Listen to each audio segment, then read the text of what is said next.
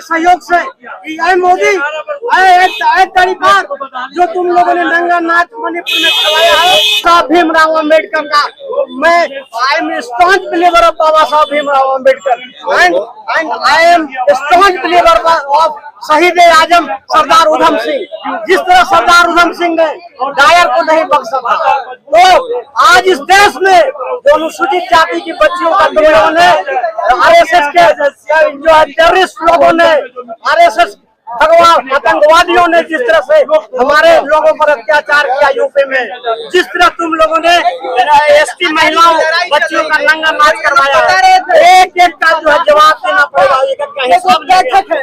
और ये हम लोग डिसाइड करनी होगी, तो आप देखेंगे कि चुनाव में आप देख लेंगे इसका परिणाम। और इसके बाद ये बिहार का चुनाव तो एक झांकी है दोस्त, अगला जो है असली लड़ाई तो 29 की बाकी है। 29 में भी जो है 29 में भी जस्टिस लोया का मर्डर, इन दोनों जो the top criminals who those two people are sitting over there on top chair in Delhi, we will knock them out।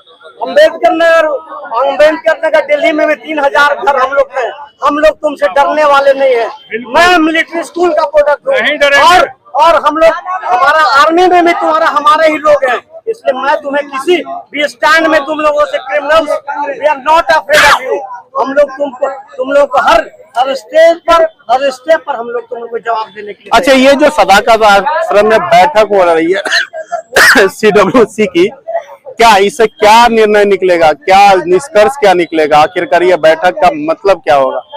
निष्कर्ष जो हमारे जो सीनियर है, आला कमान है, वो जो भी डिसाइड करते हैं, वो हमारे बुजुर्ग हैं, वो लोग कुछ जो है जो भी करेंगे अच्छा ही करेंगे। मैं तो इस बात को, इससे मैं निश्चिंत हूँ। अच्छा, इस बार कांग्रेस 60 सीटों से नीचे आएगी या ऊपर जाएगी? देखिए 60 सीटों के तो ऊपर जाएगी, आप भी जानते हैं सीटों की बात हमसे क्यों और मैं तो आपको जो साफ जवाब है कि जो डिसीजन इनका जो लोग करेंगे हम लोग मानेंगे निश्चित रूप से। और उनका सहयोग करके हम लोग सरकार बनाने का काम।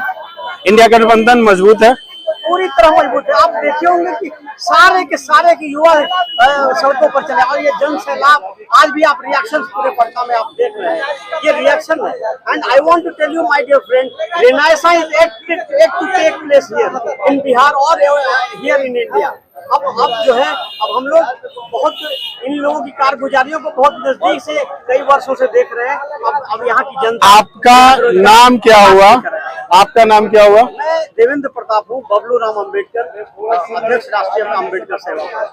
अच्छा, अध्यक्ष है। और यहाँ पे आए हैं राहुल गांधी के, आए हुए हैं जो CWC का बैठक चल रहा है। एक संदेश NDA के नाम या एक संदेश BJP के नाम, क्योंकि सत्ता में वही है और सत्ता में जो रहता है सवाल भी उसी से पूछा जाता है। देखिए, आपके जरिए बहुत अच्छी बात आपने की। One and single point I want to tell you what is in my my dear friend. और मैं आपसे गुजारिश करता हूँ कि इसको आप जहां तक हो सके आपको वहां तक मैं पहुंचाना चाहता हूँ। बहुत बहुत धन्यवाद। 1992 में मिलर हाई स्कूल के ग्राउंड में हम लोगों ने धरना दिया था। I want for the people, for our people of this country, we want uniform education system in India। ये NDA वाले, ये मोदी और ये लोग ये डिस्टॉर्ट किया है जिस तरह से एजुकेशन सिस्टम को। गरीब गुरबा आज बन नहीं पा रहे हैं। इन्होंने अभी आप देखो ग्रेजुएशन का जो फीस स्लैब है वो जनरल के बराबर कर दिया। कई कॉलेजों में तो 2300 जनरल का फीस है और SC का 2900। What is this? What you have done? We will have to face the consequences, my dear।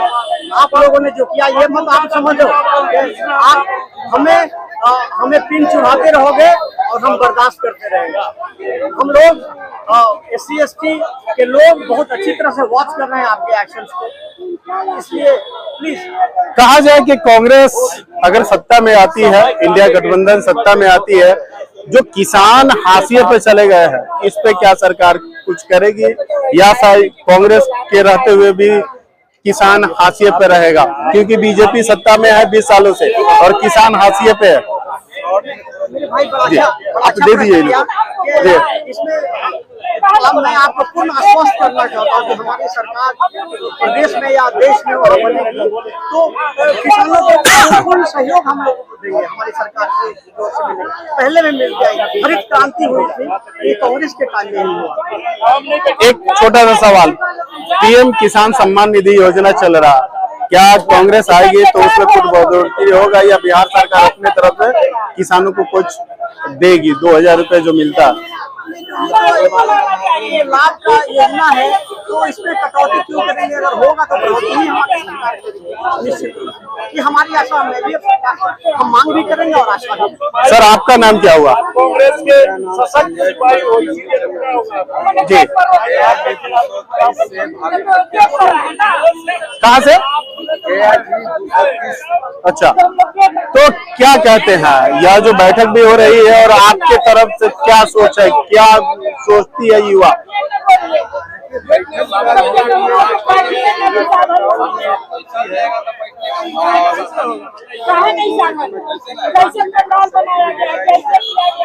और इससे इनके पास तो मुद्दा नहीं है और देखिए पिछले महीने उनके द्वारा बुलाने का काम किया गया, ये कहीं न कहीं गलत है, साजिश है। लोग बेचैन हो गए हैं, ये लगातार राहुल जी का दौरा हो रहा है बिहार में और एकमात्र हमारे राहुल जी है जो देश का आवाज बने हुए हैं, युवाओं का आवाज बने हुए हैं, गरीबों का आवाज बने हुए हैं, दलित महादलित SC और OBC का आवाज बने हुए हैं। इससे विपक्षी घबराई हुई है और उनके पास कोई मुद्दा नजर नहीं आ रहा है, उनका फोटो उनका बैनर बढ़वाने का काम किया जा रहा है। कहा जाए कि राहुल गांधी आए हुए हैं, लगातार राहुल गांधी का ये वोटर अधिकार यात्रा भी रहा, उसके बाद तेजस्वी यादव यात्रा पे गए, अभी उनका सदाकत आश्रम में कहा जाए कि कहीं बिहार को तो नहीं चुना जा रहा है। बिहार हमेशा से अग्रणी रहा है राजनीति में और राहुल गांधी कहीं यहीं से तो स्टार्ट नहीं कर रहे हैं, जो शुरुआत होती है। देखिए आपको पता होगा बिहार से ही राजनीति का आगाज हुआ, ठीक है ना? तो रह गई, अभी आप देखे होंगे कि जो यात्रा हुआ वोट चोर गद्दी छोड़, जी ये स्लोगन बहुत फेमस हुआ, वोट चोर गद्दी छोड़, तो ये नारा दिया गया राहुल जी के द्वारा और इस पर कोई भी एक्शन नहीं हुआ और बहुत लोगों का नाम काटा गया। इस साजिश के तहत नाम काटा गया है, क्या उनका मंशा है ये तो वही लोग बता सकते हैं। और ये अपना पुनः वापसी के चलते वो दलित महादलित का वोट काटे हैं, माइनॉरिटी का वोट काटा गया है और OBC का वोट काटा गया है, जो कहीं न कहीं ये जो चुनाव आयोग है वो भाजपा के इशारे पे काम कर रही है और इसमें हमारे राहुल गांधी जी इस पर से पर्दा उठाने का काम किए और यात्रा के माध्यम से लोगों को बताने का काम किए कि वोट चोर गद्दी छोड़। ये स्लोगन हर एक बच्चा युवा सभी जान रहा और ये जैसे कि इसके पहले नारा दिया गया था मोदी के हर घर मोदी, वैसे ही ये भी फेमस हुआ था। नारा राहुल जी का आपको याद होगा, या तो याद हम आपको याद है कि नारा राहुल जी का था युवाओं के लिए कि पलायन रोको नौकरी दो, ठीक है ना? ये नारा था उनका। 15 लाख रुपए जो विपक्ष के द्वारा कहा गया था वो तो एक कहा जाए कि स्लोगन बन के रह गया।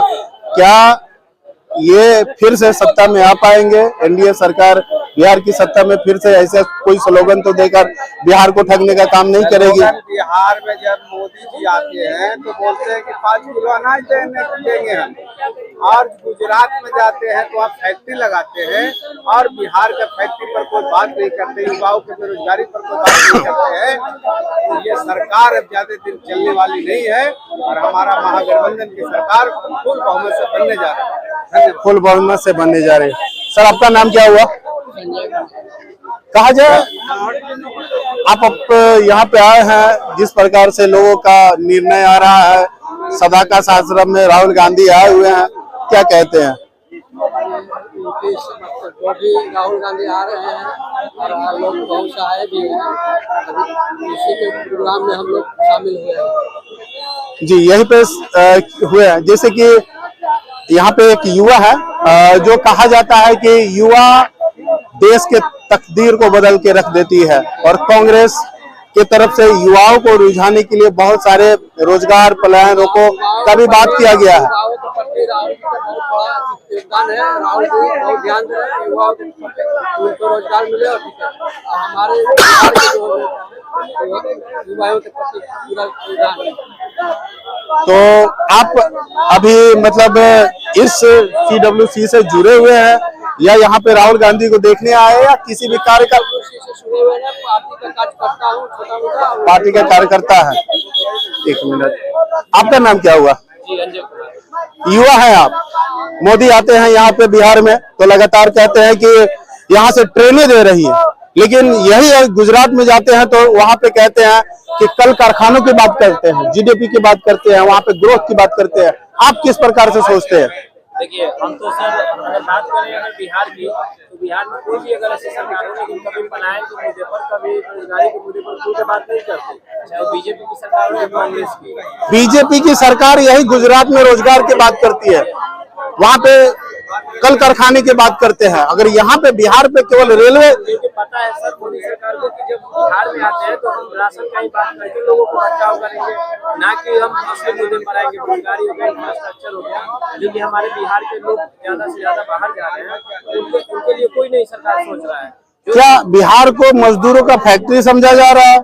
क्या हमेशा बिहार मजदूर का फैक्ट्री बन के रहेगा? अभी तक तो समझा जा रहा है सर, लेकिन आने वाली सरकार कांग्रेस हो या बीजेपी या कोई भी पार्टी हो नेशनल लेवल पर, अगर ये सोचती है कि बिहार के अगर हित में सोचती है तो हम इसके साथ जाने का हम सोचेंगे, जाने का सोचेंगे। मतलब इस बार युवा अपने हक के लिए चुनाव वोट करेगी। जी बिल्कुल, बहुत हो गया बिहार, बहुत अन्याय साहब, बहुत लोग प्रवासी मजदूर बन के अब जिए। बिहार को एक बिहारी वर्ड को एक गाली बना दिया गया बाहर में।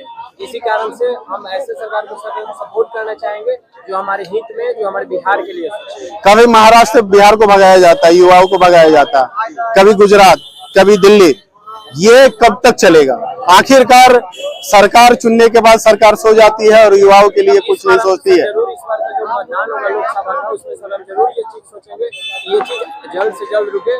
और मतलब आए दिन ये सब देखा जा रहा है, किसी का भी सरकार है, अगर बीजेपी की बात करें तो 2 से 3 टाइम का जो टेनर रहा मोदी जी का, बिहार के लिए कुछ खास नहीं किया, कुछ इंफ्रास्ट्रक्चर ऐसा नहीं आया, क्योंकि बिहार के मतलब अगर रोड बिजली पानी से थोड़े ना अगर ऐसा होगा कि बिहार सुधर जाएगा। बिहार को बदलने के लिए सब बहुत जरूरत है और बहुत चीज चाहिए। इनको दीजिए सर, बोलिए। जैसे कि युवाओं के बारे में जिस प्रकार से बिहार का सोच बन चुका है, दूसरे स्टेट में बिहारियों को मारा जाता है, खदेड़ा जाता है, कभी भाषा के नाम पे, कभी रोजगार के नाम पे। क्या बिहारी हमेशा यही झेलेगी या बिहार को चेंज होने की जरूरत है? बिहार को जब से भाजपा की सरकार आई है ठगने की काम की है, छलने के काम की है, लेकिन अब ये सरकार जाने वाली है। राहुल गांधी के नेतृत्व में पूरा भारत चुनाव को राहुल जी को जिताने के लिए तैयार है।